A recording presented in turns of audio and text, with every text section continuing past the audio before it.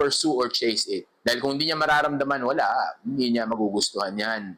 Kasi hindi niya naman nararamdaman. Kahit na ano pang sabihin mo sa kanya, kahit na ano pang iutos mo sa kanya. Matter of fact, di ba yun yung naging problema ni Robin Padilla na nakaraan, di ba? Na kawawa naman daw yung lalaki na may asawa.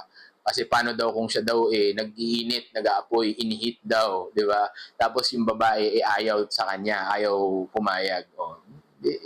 Yun nga yun. Kasi hindi mo nga pwedeng ipilit yun. Okay? Kailangan maramdaman niya yun. At yan yung curse ng pag-aasawa. Namamatay yung mystery. Okay? Namamatay yung excitement. Okay? Namamatay yung vibe. Kasi nga, nagiging usual na siya. Okay? Alam na nung babae kung ano yung i-expect niya. Okay? Wala nang tawag dito, uncertainty.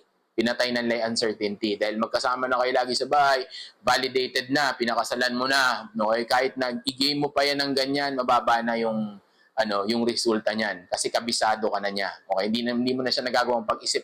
May konting impact pa din, pero iba pa rin kung wala kayong commitment. Hindi mo siya shota, nagde-date lang kayo, okay?